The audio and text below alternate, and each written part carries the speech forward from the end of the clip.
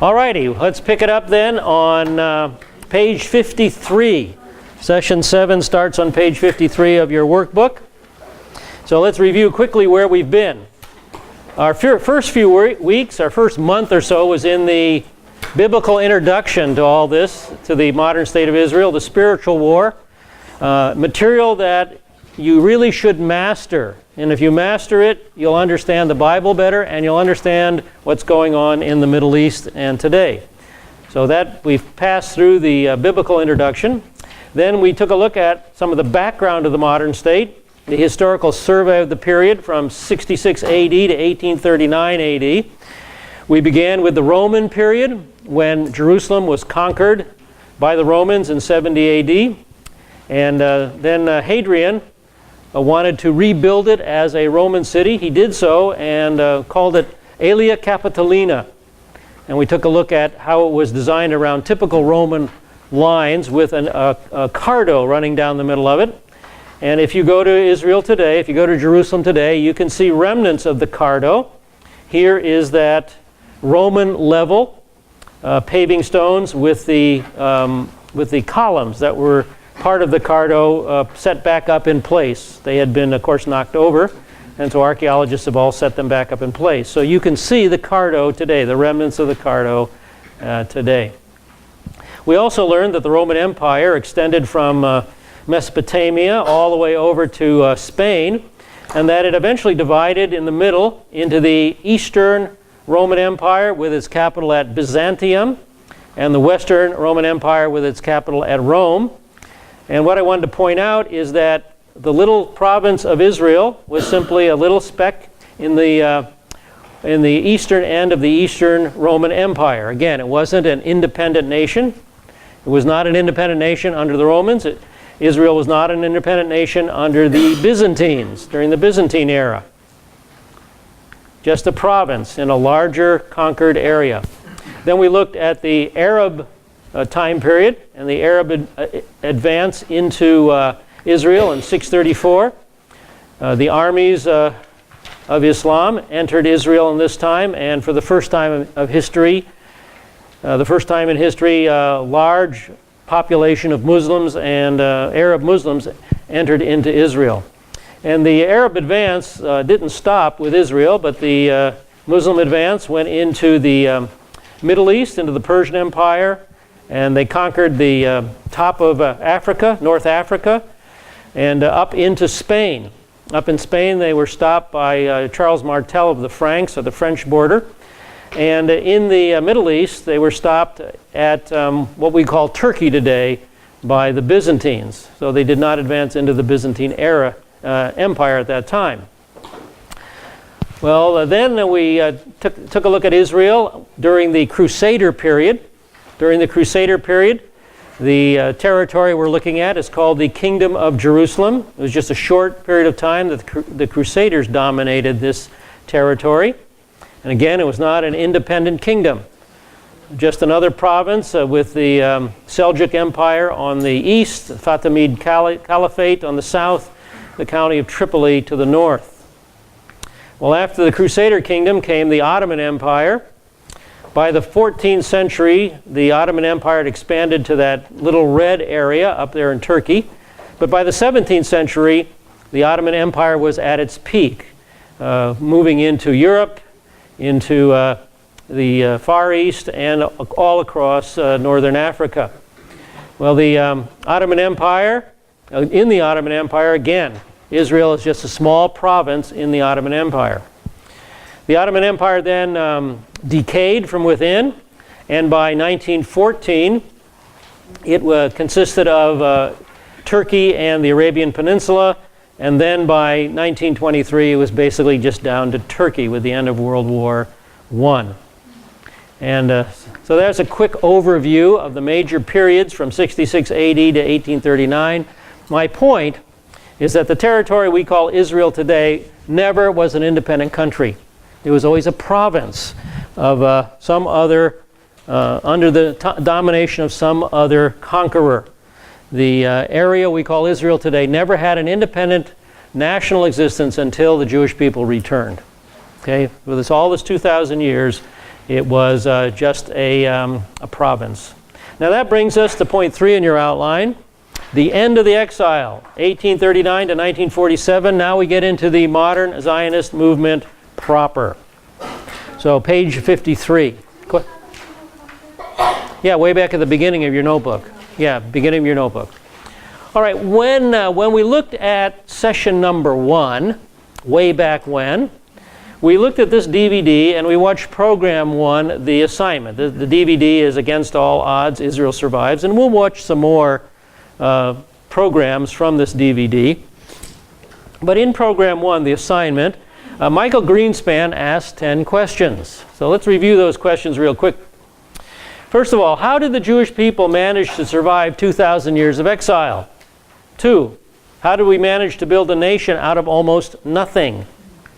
3, how did Israel manage to win the 1948 war? That should not have happened. Neither should we have survived 1973. In 1973, the Yom Kippur War, why did President Nixon, who is considered by many to be devoutly anti-Semitic, order the biggest arms lift since World War II and save Israel? Good question. 5, why were no Israelis killed by Saddam Hussein's Scud missiles during the Gulf War? 6, why are the outcomes of Israel's wars so unique? You know, the war colleges will not study them because they should not have, Israel should not have won the wars. 7, how did Hebrew become the only dead language in history to become revived? We're going to look at that in just a few minutes. 8, after 2,000 years, why would millions of people from around the world leave their homes and move to a desert wasteland and build new lives for themselves? How can that be explained? 9, how did these people turn a land that was more than 80% desert into one of the largest food and flour exporters in the world? And number 10, why do incredible achievements in science, medicine, and new technologies happen here in greater concentration than anywhere else? Well, you know, I've got an 11th question for you. And that 11th question came from this article in Israel National News just back in January 24th. Here's how the article read. Recent study of National Power Index ranks Israel 10th. Research is a composite index of factors including military and economic capability. So this National Power Index rates all countries on something like 14 different indexes. And so here is the rating of the countries by the National Power Index. The 10 most powerful nations in the world in order: the United States, China, Russia, France, Japan, the United Kingdom, Germany, India, Canada, and Israel? Tiny little Israel? Can you believe that? So here's question number 11. How did this tiny, itsy bitsy, teeny weeny little nation, surrounded by implacable enemies with limited natural resources, manage to become the 10th most powerful nation in the world in only 66 years? 66 years, you guys. You know, does that make sense? Well, we're going to answer all those questions now. We're getting into the history of the modern state. By the time we get done with this course, you will know the answer to all those questions. You will know the answer. Yes? Do we have those questions somewhere? Yes. They're a handout. They're a handout. I gave you that handout. It's probably the first handout I gave you. You guys wanted it. No, not today. Very first, the second session. It's way back. It's way back at the beginning. Page 8A. Page 8A. Yeah, we need number 11. You want number 11 as well? All right. No. I'll just make a slide for you. You're not the only person that wants it, believe me. I'll make you another slide. All righty. So, we will be looking at the people God used. We'll be looking at the circumstances God orchestrated to create the modern state of Israel. So let's dive into this now. So page 53 at the top. 1839. We begin in Belgrade. It used to be called Belgrade, Yugoslavia, with an Orthodox rabbi named Judah Alkali. Here is the venerable rabbi, Judah Alkali. Judah Alkali was born toward the end of the 18th century. He was an obscure preacher in the little Sephardic community of Semlin near Belgrade. Now, Belgrade is in modern Serbia today, no longer called Yugoslavia, but Serbia. So on the left, you can see a map of Europe, and of course the red area there is Serbia. And on the right, within Serbia, the city of Belgrade. So within, somewhere near Belgrade is that little town of Semlin. So this is where Rabbi Alkali came from, in Eastern Europe. Now in 1839, he astounded his congregants by publishing a Ladino Hebrew textbook. Now what's that word, Bob? Ladino. Well, Ladino is a Spanish Hebrew hybrid language, like Yiddish. Yiddish is a German Hebrew hybrid language that we spoke in Eastern Europe. Well, the Sephardic Jewry in Spain and Northern Africa spoke Ladino. So apparently he had a lot of Ladino speakers in his congregation, even though it was there in Eastern Europe. So he published a Ladino Hebrew textbook called Darchei Noam, Pleasant Paths. In the introduction, he alluded to the need of establishing Jewish colonies in the Holy Land as a necessary prelude. That's a key word. Prelude to the redemption. Now in his later writings, the best is Shema Yisrael, Hear O Israel, Alkali noted that self-effort taken by the Jews toward establishing the redemption was justified by the proof texts of tradition. So he saw this in the traditions of the rabbis. Now note the next sentence. If you're following along, highlight it. Highlight it, okay? In other words, Jews could work for the establishing of the redemption. They didn't have to wait for the coming of the Messiah. So he interpreted the traditions to say, we don't have to wait for the Messianic person. This is a radical shift, especially in Eastern European Jewish thinking. We don't have to wait. Okay? That would shock his congregation. Of course it would. Now the dominant view in Jewish life at this time was the view that the Messiah had to come first, before Israel could return to the land. Now in 1840, a significant event occurred in Damascus that influenced his thinking very, very deeply. So we're at 1840, the Damascus blood libel, middle of page 53. All right, what is the Damascus blood libel? Here is a little article in Wikipedia that summarizes it quickly. The Damascus affair was an 1840 incident in which the accusation of ritual murder was brought against members of the Jewish community of Damascus. And yes, it is the same Damascus that we read about in the newspaper today due to the Civil War. It's the same Damascus Paul was going to when he came face to face with the Messiah. It's the same Damascus in the Old Testament. It's one of the oldest cities in the world. Okay? A pogrom. Pogrom. Yes, that's basically what happened. All right, let's go on. Whoops, did I read all of that? Yes. 8 notable Jews of Damascus were falsely accused of murdering a Christian monk, imprisoned and tortured. Several of the imprisoned died of torture, and another was forced to convert to Islam. In addition, the Muslim population of Damascus fell upon the Jewish synagogue in the suburb of Yobar, pillaged it, and destroyed the scrolls of the law. Negotiations in Alexandria, that would be Egypt, a little bit to the west. Negotiations in Alexandria, Egypt, secured the unconditional release and recognition of innocence of the 9 prisoners still remaining alive, out of 13. In a new and groundbreaking effort, now this is another switch too, the American Jewish community of 15,000, well, that's not very many Jews, but the American Jewish community of 15,000 protested in 6 American cities on behalf of their Syrian brethren. For the first time in American Jewish life, Jews organized themselves politically to help diaspora Jewry in distress. So that's another significant event from 1840.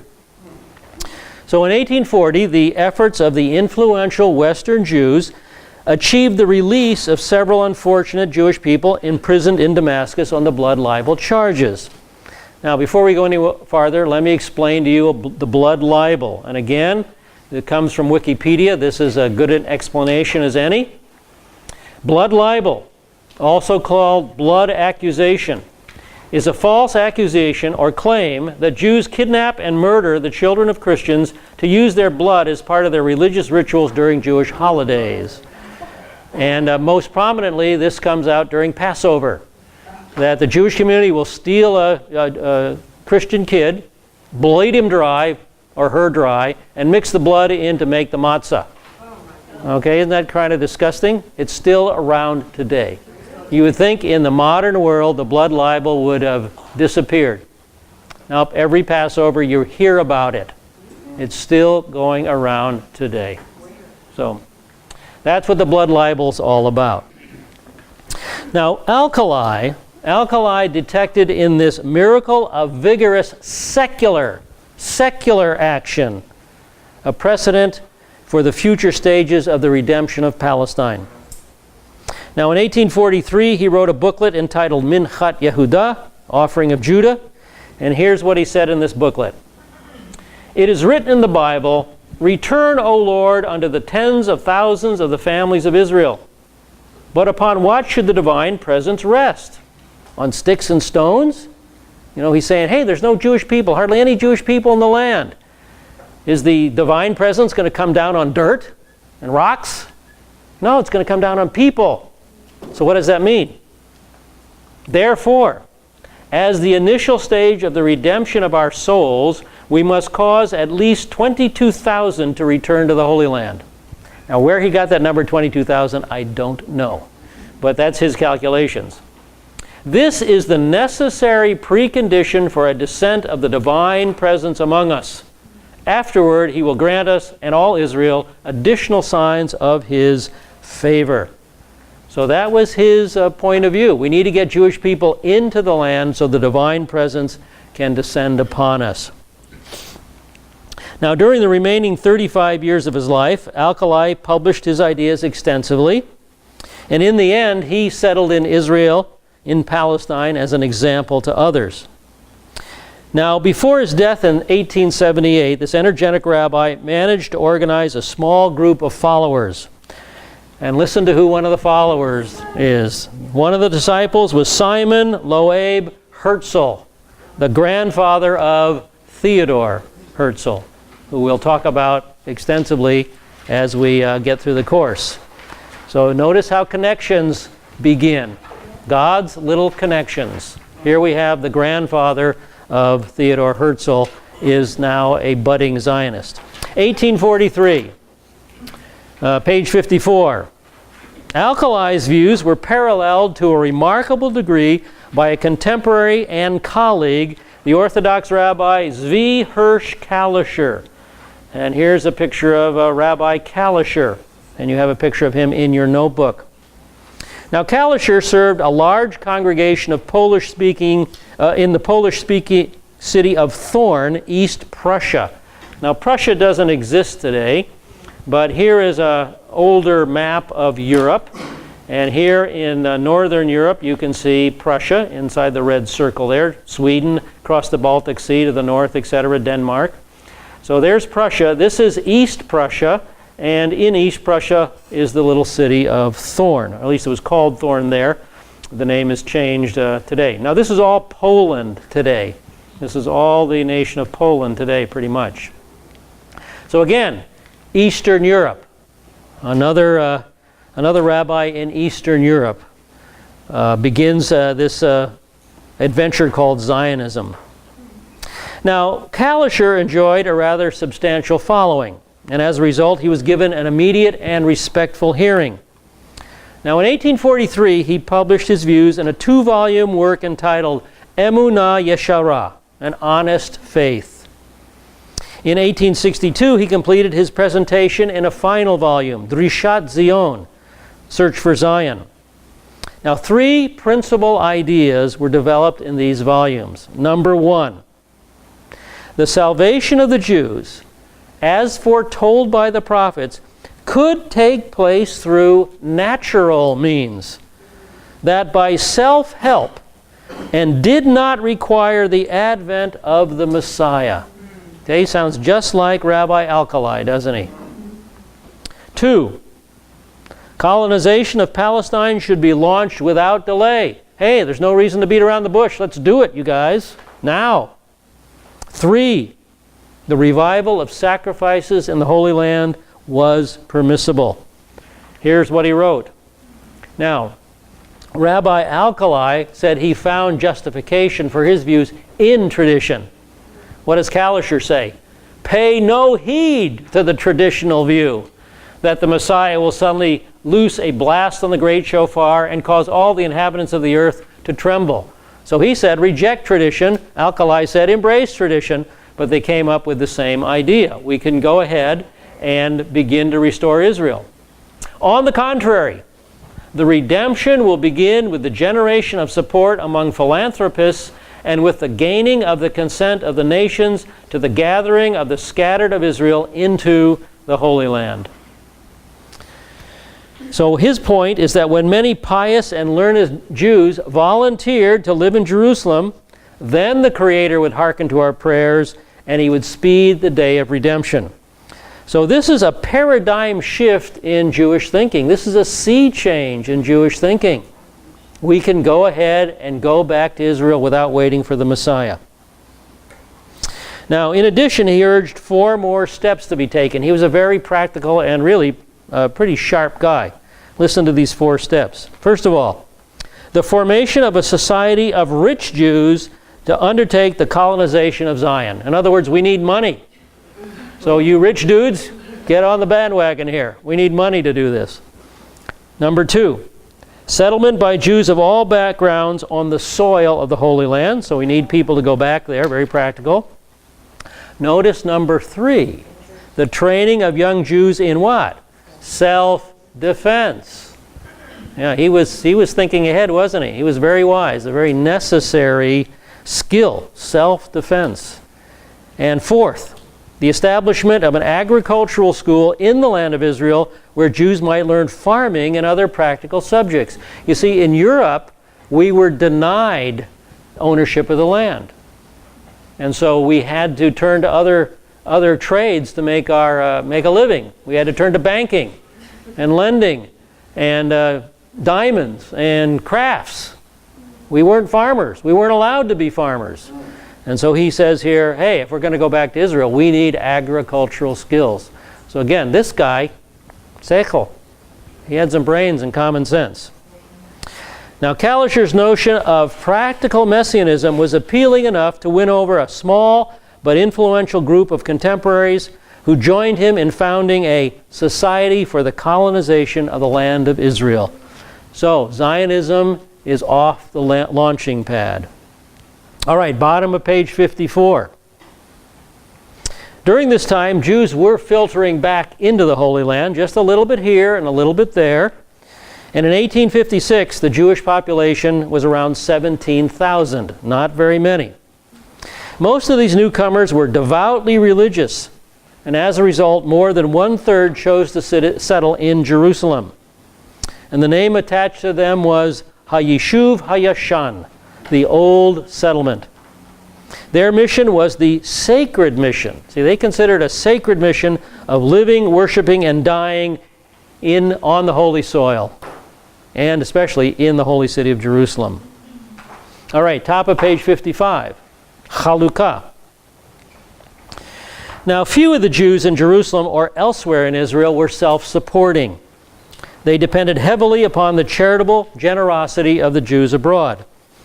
Now, by the 1860s, a systematic collection and distribution of these gifts amounted to half the income of the Jerusalem Jews and 1/3 of the income for the rest of Palestine Jewry.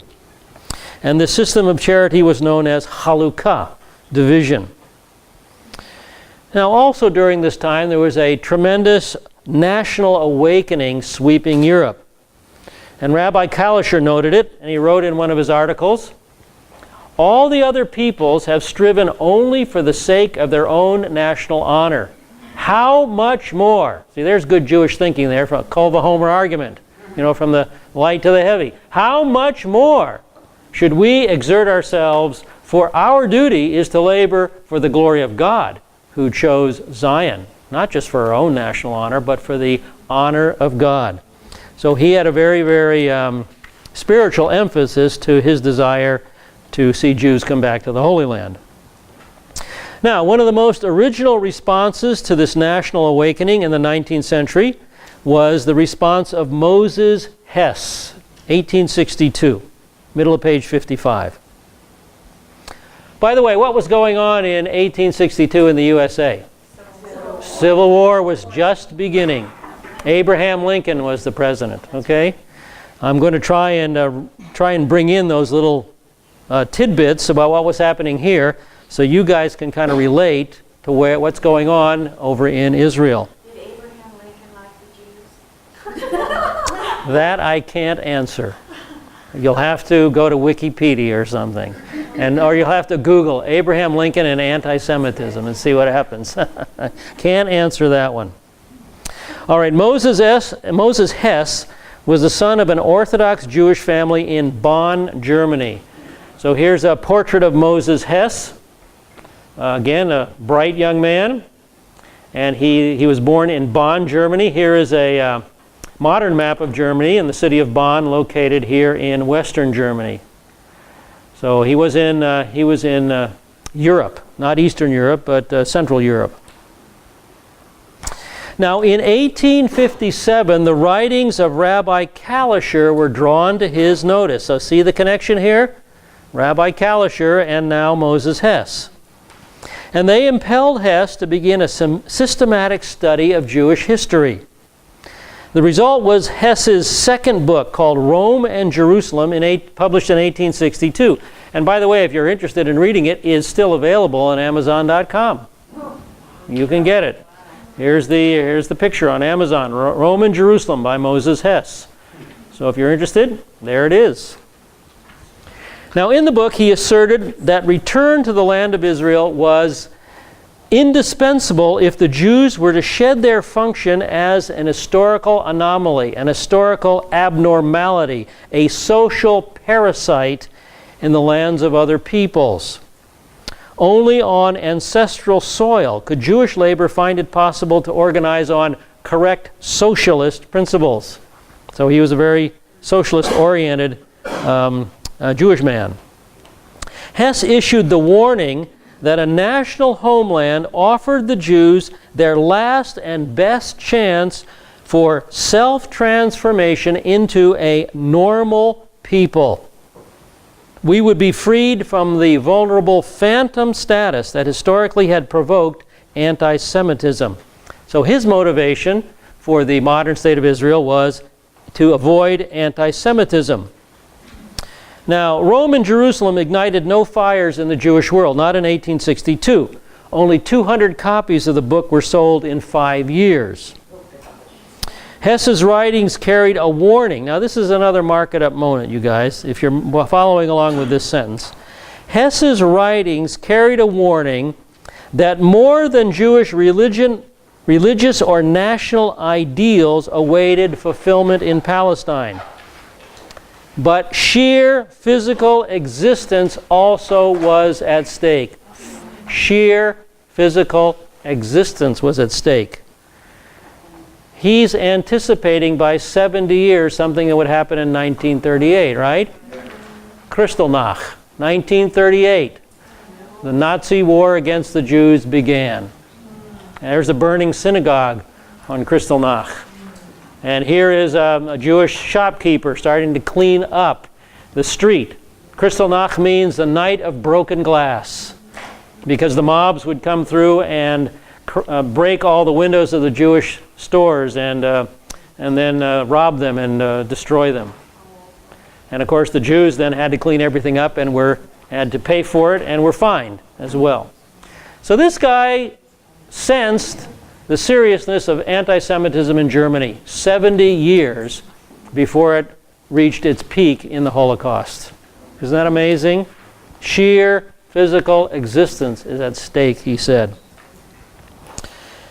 So he insisted that we will always remain strangers among the nations if we don't get our own national entity.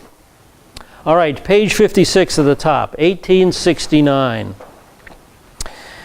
Now, during this period of time, doubts were accumulating in the Orthodox settlers' minds regarding the viability of the Chalukah system. the charity system. Men of unquestioned Orthodox persuasion began to see that the Chalukah charity system was detrimental both to reverence and to survival. It's just not going to last, you guys. So in 1869, the leader of the group, Joel Moish Solomon, and 6 of his friends bought a tract of land outside the city of Jerusalem. It was later entitled Nachlat Shiva, the plot of the 7, and the purchase represented Jerusalem Jewry's first voluntary, self-financed undertaking beyond the ancient Jewish quarter. So we were expanding outside of Jerusalem. All right, page 56, in the middle of the page there. Mikveh Yisrael founded, not mikvah. A mikvah is a tank in which you are immersed. Mikveh is a similar sounding word, but a little different meaning. Now, if you'll remember back to my remarks about Rabbi Kalischer, you'll recall that he advocated the establishment of an agricultural school in the land of Israel where Jews might learn farming and other practical subjects. Now, at Kalischer's initiative, the Alliance Israelite Universelle, a renowned French-Jewish philanthropy, provided the initial subsidy for a Jewish agricultural school in the Holy Land. This was established near Jaffa in 1870, and it was called Mikveh Yisrael, the hope of Israel. And this school would have a lasting effect on the resettlement in the land. Now, Mikveh Yisrael still exists today. This little school now has a town built around it. And if you went there today, you would see the synagogue. This is the synagogue of Mikveh Yisrael. So it's still a thriving place even today. All right, so note this name, Mikveh Yisrael. It will crop up time and time again in our study. All right, 1874, we have the death of Zvi Hirsch Kalischer. Did I have a question? Yes. You spelled it V-A-H there in that last sentence? Yeah, it shouldn't be. It should be V-E-H, yes. Typo. Let's see. Typos don't count. I get 7,777 typos a year. I'm okay there. All right. 1874, Rabbi Kalischer died. And now we're at the bottom of page 56. The late 1870s and Chovevi Tzion. Chovevi Tzion. By the late 1870s, Zionist study circles and clubs had begun to function in the hundreds in Russia. Some called them parties or assemblies. A number adopted such names as Ezra or Maccabi. But generally they were known as Chovevi Tzion, the lovers of Zion. Now you'll also hear them referred to by the synonymous term Chibat Zion, love of Zion. So these are essentially synonymous terms, but there is a distinction between them. Chibat Zion is the term that primarily identifies the ideology, the philosophy, while Chovevi Tzion primarily identifies the people who held to that philosophy. The philosophy is the love of Zion, and those who loved Zion held to that philosophy. Now, their common ingredient was the acceptance of their credo. There is no salvation for the people of Israel unless they establish a government of their own in the land of Israel. Now, a few of these early groups simply offered courses in the Hebrew language and in history.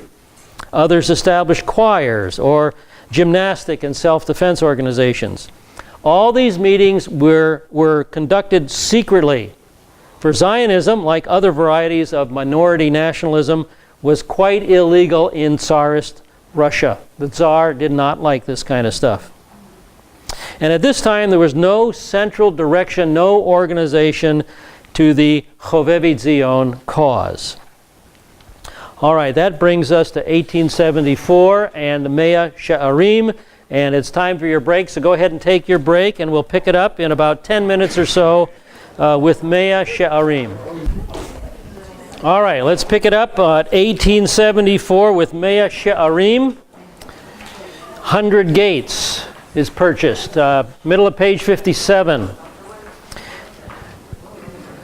This is the second Jewish quarter built outside the old city of Jerusalem. The second one, Nachlak Shiva, was the first one. Mea Sha'arim, 100 gates, was the second one. And this is now inhabited by the ultra-Orthodox. It's an ultra-Orthodox enclave. So here's a map of modern Israel, modern city, or the modern Jerusalem. And you can see the old city here in this area, surrounded by, of course, all the new city streets. And just a little bit to the north and to the west is Mea She'arim, the ultra-Orthodox enclave.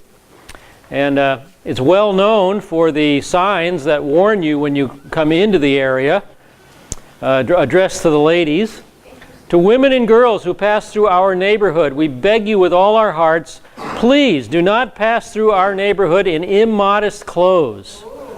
Modest clothes include closed blouse with long sleeves, long skirt, no trousers, no tight-fitting clothes. Please do not disturb the sanctity of our neighborhood and our way of life as Jews committed to God and to His Torah. So they take this very, very seriously. And they will confront ladies who they feel is immodest in their neighborhood. And here's a view of a section of Mea She'arim today, a very modern part of Jerusalem today. And here's another view of it. Mea She'arim, 100 gates. Again, an ultra-Orthodox enclave in Jerusalem. The second area outside the old city. Go ahead. How many people live in there? I don't know the population of Mea She'arim. Okay. All righty. 1878, Petach Tikva. In 1875, Joel Moish Solomon, the man who spearheaded the purchase of Nachlat Shiva, the plot of the seven, embarked on a quest for farmland. And the search took 3 years. In 1878, an available tract was located and purchased in the Sharon Valley, 6 miles from Jaffa. It was a wild and desolate stretch, lacking roads and lacking the assurance of Ottoman police protection. See, Israel was part of the Ottoman Empire at this time. Even so, the soil appeared fertile, and there was water available from the nearby Yarkon River. So mud huts were erected for 26 initial families. And Solomon and his company dubbed the settlement Petach Tikva, portal or door of hope, door of hope. Now, unfortunately, the river was not only the source of water, but also of mosquitoes. And during the project's first year, many of the farmers were struck down by malaria. Some died, others were deserted by their families.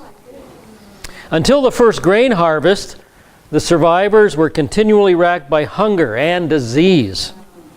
And when the crops were reaped, they found no market among the Jews of Jerusalem, whose religious leaders were unforgiving of Solomon's heresy. Buying a plot of land outside Jerusalem for an independent settlement? Heresy. Yes, question. Just a question about the Hebrew part of it. If Mikveh Israel is hope of Israel, and Petach Tikva is door of hope, Yes. which word is hope? In Petach Tikva, it's Tikva. Tikva. Yes. And then in the other Mikveh. word is Mikveh? Mikveh, So yes. there's more than one word. Yeah. Okay. Now in the second year, the Yarkon River flooded, and the settlement was flooded out. And broken in body and spirit, the Jewish farmers abandoned their effort and returned to Jerusalem. And so Petach Tikva lapped into a wilderness. It would spring to life again in 1882, and it would continue. Here's a location of Petach Tikva on a modern map of Israel. And by 1912, it was a going concern. And that's the highest quality photograph I could find of Petach Tikva. And here it is today. Here's the great synagogue of Petach Tikva today. So Petach Tikva is a thriving city in modern Israel today. Judah Alkali died that year. And then in 1881, page 58, in the middle of the page, we come to one very important dude. This is a whole mark it up moment here, this whole section. Eliezer ben Yehuda arrives in Israel. Should have a movie, right, Mom? Say again? Should have a movie. Should have a movie, yeah. Got a script out there. Yeah. Now, during the years prior to World War I, a crucial linguistic framework was being established for the Zionist redemptive effort. Now, while Hebrew studies did exist outside the land of Israel under the agency of the Chovevi Zion groups, they were virtually non-existent in the Holy Land itself. Until the later 1870s, the handful of Jewish schools operating in the land were almost entirely religious and conducted in the Yiddish language on antiquated Orthodox lines. So you see these settlers, the initial settlers, came from Eastern Europe. They spoke Yiddish, they did things in the Orthodox way.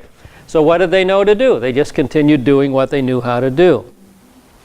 The emergence of modern Hebrew, a language capable of secular vernacular use, awaited the heroic achievements of a sparrow-chested little Russian Jewish philologist, Eliezer Perelman.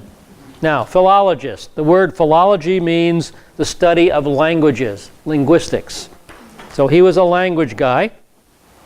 He was better known by his adopted surname, Eliezer ben Yehuda.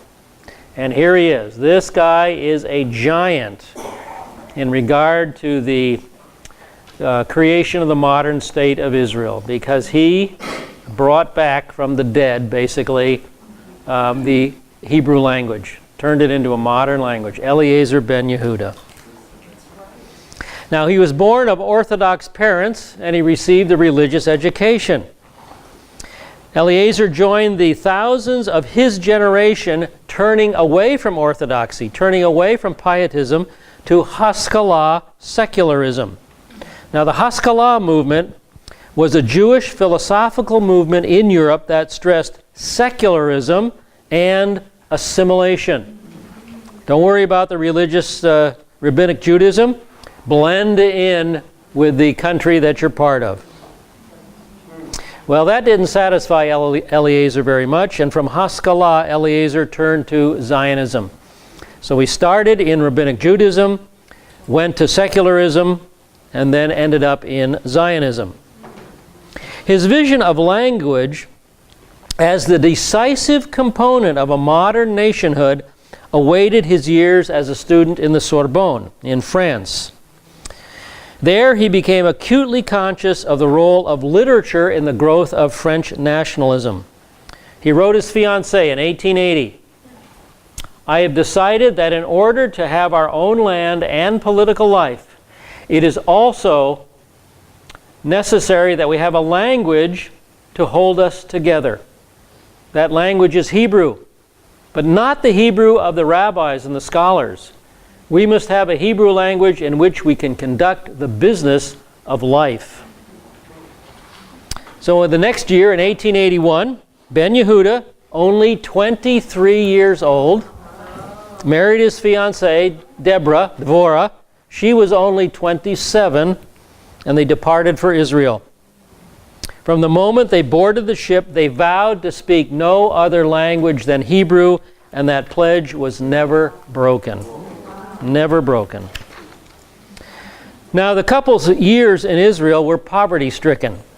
In Jerusalem, Ben Yehuda earned a pittance teaching Hebrew for an alliance school. But his every free moment was devoted to editing a succession of Hebrew language newspapers. And here is the classic picture of Eliezer ben Yehuda at work with paper and pen. No computers, you guys. All handwritten. We have it easy, don't we? Yeah, it was a heroic effort. So he edited a succession of Hebrew language newspapers. In the 1880s, the circulation of the newspapers was barely 200.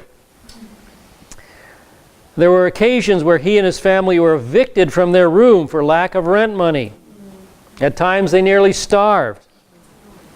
Ben Yehuda did not make his situation any easier because he incessantly attacked the Orthodox. Remember, he was a secular guy, and he attacked the Orthodox. He constantly upbraided them for their opposition to, first of all, secular Hebrew, opposition to secular labor, and the fostering of the Halukah, the charity community. He called Halukah a social crime. That didn't go over well with the Orthodox at all. So the Orthodox retaliated by stoning his office and denouncing him to the Ottoman authorities as a traitor.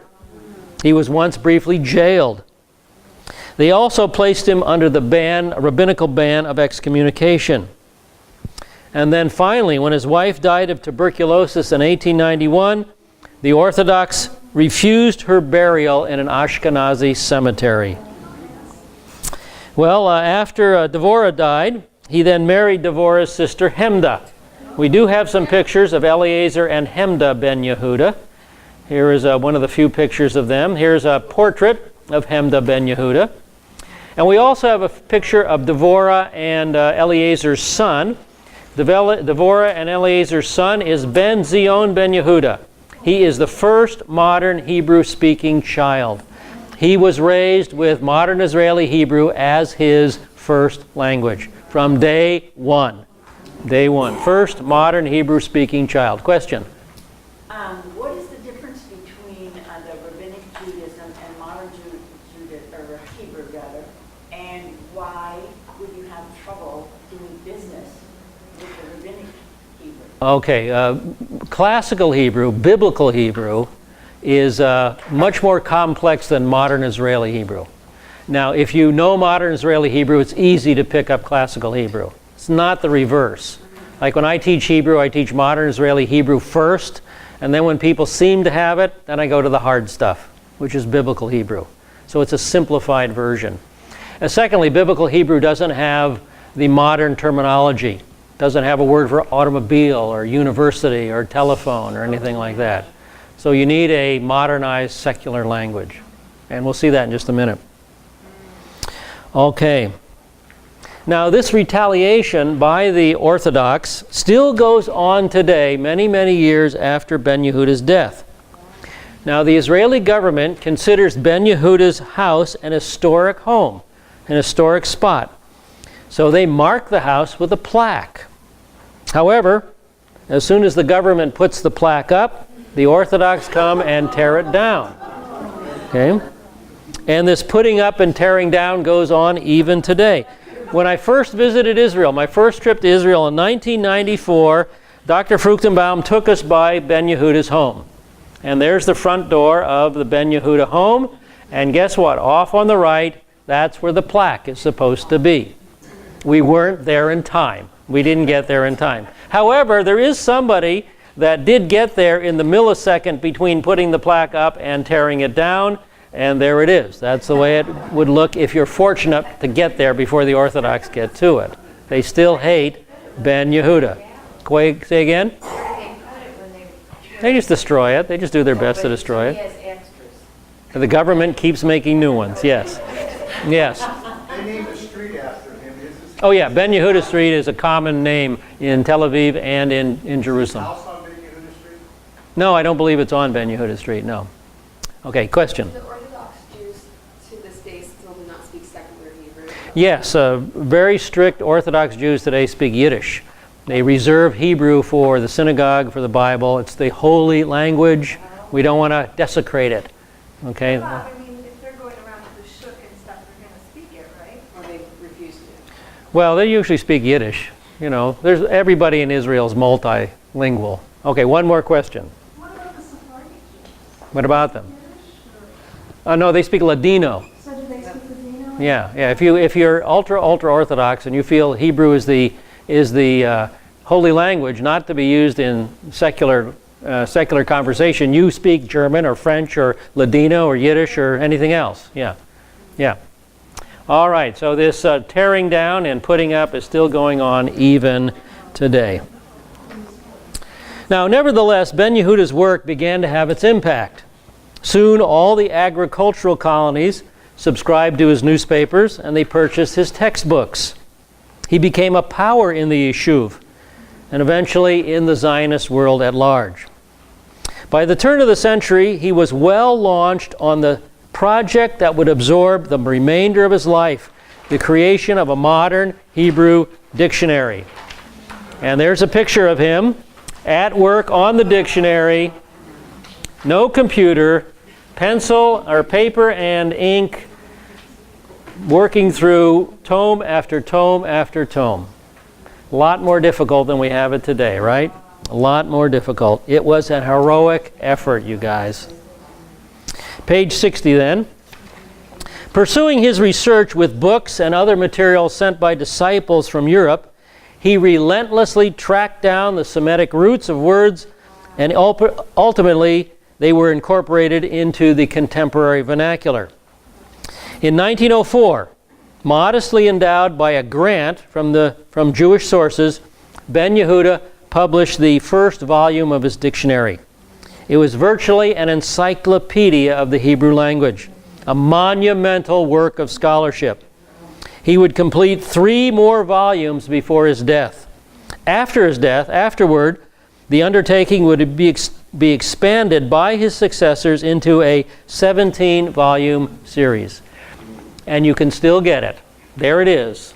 Complete Dictionary of Ancient and Modern Hebrew by Eliezer Ben Yehuda on Amazon.com, a mere $850. I don't have it, no.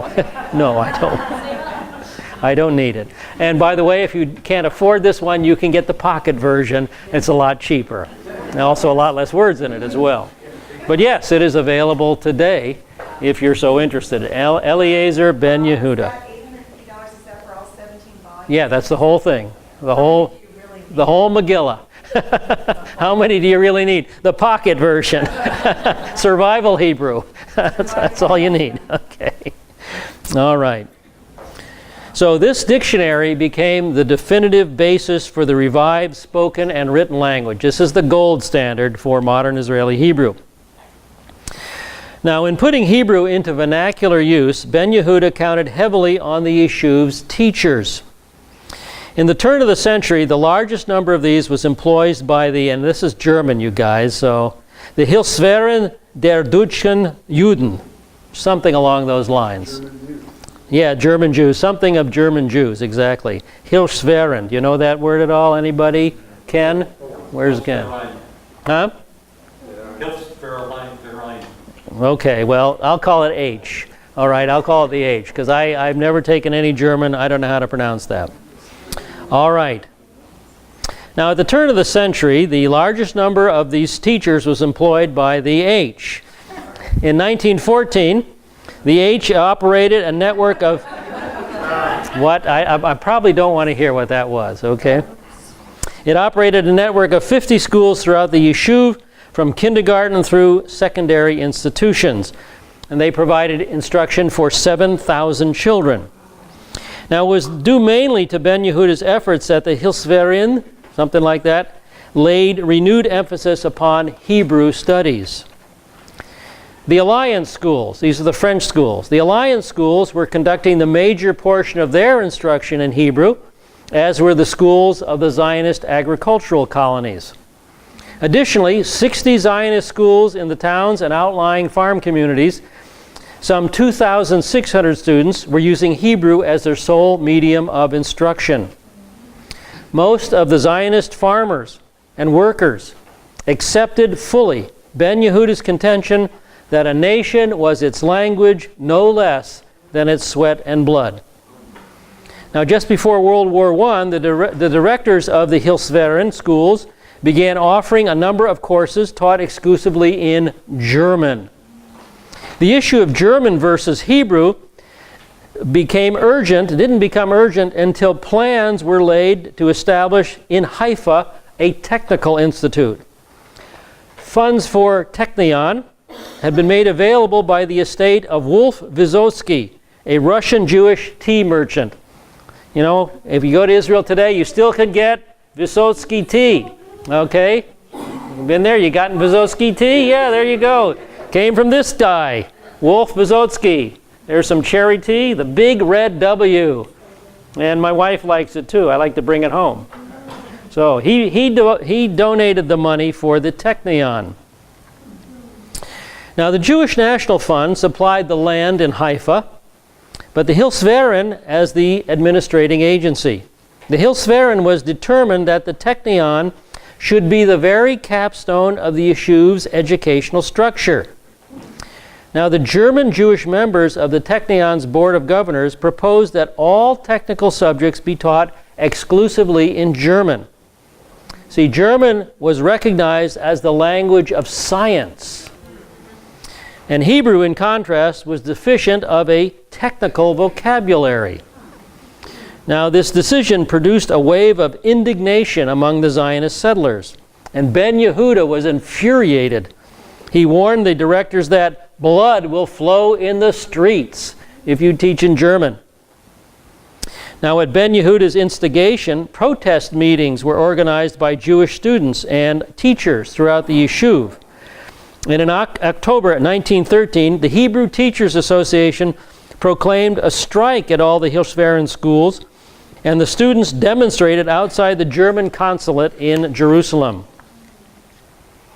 The Technion crisis seemingly threatened the entire Hebraic nature of the Zionist Renaissance. Aware of what was at stake, the Zionist organization immediately set about establishing more than a dozen new Hebrew language schools. However, 4 months later, February 1914, the language controversy ended when the Board of Governors reconsidered the matter and agreed that all Technion courses would be taught in Hebrew. And from then on, the commitment to a Hebrew vernacular for the yeshuv was never, ever in doubt. Now, by 1916, the fulfillment of Ben Yehuda's dream was in sight. A census that year indicated that 40% of the yeshuv's population spoke Hebrew as their first language. So the little philologist's accomplishment was formidable and widely recognized. When Ben Yehuda died in Jerusalem in December of 1922, 30,000 people escorted his body to the grave, and Israel's Jewry observed 3 days of official mourning. And here's a picture of his very humble grave. This man who was so much a part of creating modern Israeli Hebrew. And if you can read on the front stone, it says Eliezer ben Yehuda, and basically it says he's the one who brought into existence Halashon Ha'ivrit, the Hebrew language, the Hebrew tongue. And the stones on the grave are a Jewish tradition. When you visit a grave, you leave a stone there as a reminder you were here. And it's not something that can blow away or disintegrate like flowers do.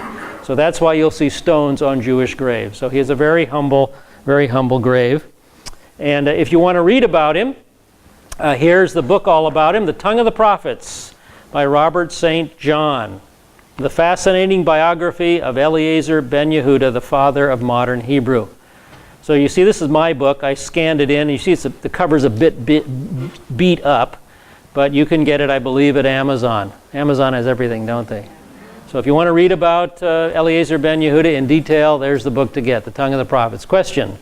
Just a comment. I think that Technion now is I don't know if there's more than one of them, but it's a place where a lot of businesses, corporations go to look at rising star students. Yeah, Technion is well respected, yes. To invest in the up-and-coming businesses Oh, yeah. that they're starting and so on. Oh yeah, Technion is well respected. Yes, there was another question back here. Just a second. I just have a question about the language then, because they lack the technical vocabulary. How did they? Eliezer ben Yehuda created it. He did. He created it. Yes, he rose to the challenge. Yeah. Oh yeah. Did they put the vowels underneath the letters? In Hebrew, the vowels, if you aren't familiar with Hebrew, you'll see the vowels underneath the letters. Yeah. It's a vowel-less language, but vowels have been added by the Masoretes way back in the Middle Ages. Yeah. So if you see a newspaper without vowels, that's a newspaper for somebody fluent in Hebrew. You'll see other newspapers with the vowels for those of us who barely can manage. Yeah. Okay. Let's go on. Okay, you guys. Okay. I got a lot to cover here. All righty. 1882. 1 year after Ben Yehuda and his wife arrived in Israel and began their early years of poverty, another significant Zionist appeared on the scene named Leo Pinsker. And here he is, Leon Pinsker, or Leo Pinsker. You have his picture on page 61. Now, Leon Pinsker was the son of an enlightened family in Odessa, Russia. Of course, it's called the Ukraine today, and there's Odessa on the Black Sea.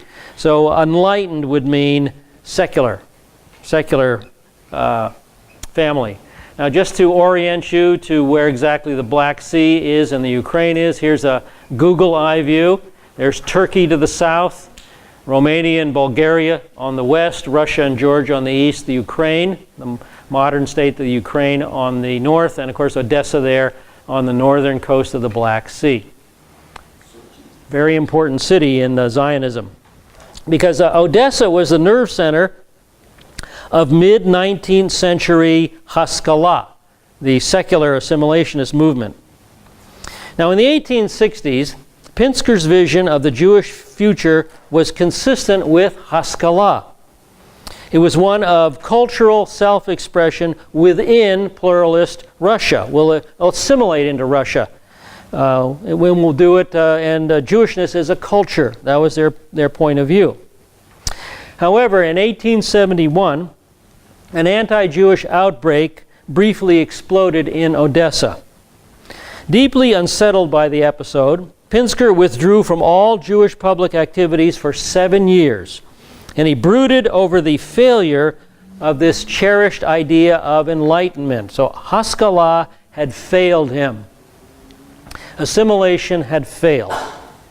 Eventually, he organized his views in writing, and he published a lengthy essay in 1882 entitled Auto-Emancipation. And yes, indeed, auto-emancipation is still available today. Auto-Emancipation, a call to his people by a Russian Jew, by Leo Pinsker. You can pick it up on Amazon in a number of different languages if you're interested in it. So all these writings, it's nice to have them still around. Now, in his work, Pinsker outlined his central idea. Normal dealings between peoples are founded on mutual respect, not on love. So it was unlikely that the Jews would ever be accorded such respect because they lacked the prerequisite of national equality. So he wrote, "The Jewish people have no fatherland of its own, no center of gravity, no government of its own, no official representation." All right, page 62. Rather, the Jews were perceived as a kind of a phantom people, bearing many of the characteristics of nationhood, but without the final indispensable ingredient of a land of their own. And again, using that metaphor of a phantom people, here's what he wrote. "There is something unnatural about a people without a territory, just as there is about a man, a phantom, without a shadow." There's his picture. Worse yet, as a phantom people, the Jews inspired fear among the non-Jewish majority. And whatever people feared, they hated. So this was his explanation of anti-Semitism. The solution then. The solution to the Jewish condition, Pinsker insisted, lay not in reliance upon the will-o'-the-wisp of emancipation, which had already failed, but in a concerted effort by the Jews to utilize their waning movement of opportunity to restore a national home of their own. And Pinsker attached no particular importance to the land of Israel. Here's what he wrote. "The piece of land might form a small territory in North America. Maybe in Southern California, who knows? Maybe in New York State, who knows, Or a sovereign pashalik in Asiatic Turkey." He didn't care, just as long as we had nationhood in a land, any land. Didn't matter where. So until Pinsker, the vulnerability of Jews as a homeless people had never been demonstrated quite so systematically. For the first time, Jew hatred was analyzed as a deeply complex social phenomenon, bearing little relationship to education or progress in conventional terms. See, the problem here is that he was looking at the surface expression of anti-Semitism. he wasn't looking at the true root. And of course, the true root is spiritual warfare. You know, the fulfillment of the Abrahamic and the land covenants. Satan striving desperately to save his career. But of course, Pinsker didn't believe in anything like that. Now, almost immediately, auto-emancipation evoked a responsive chord among the readers. Very quickly, Pinsker became one of the most admired men in Russian Jewry. And for a while, he was the very heart of the young Zionist movement. In 1884, Pinsker set about organizing his nondescript collection of followers into a national movement. Who were his followers? His followers were that unorganized, unofficial, and illegal group of Zionist study circles known as the Chovevei Zion.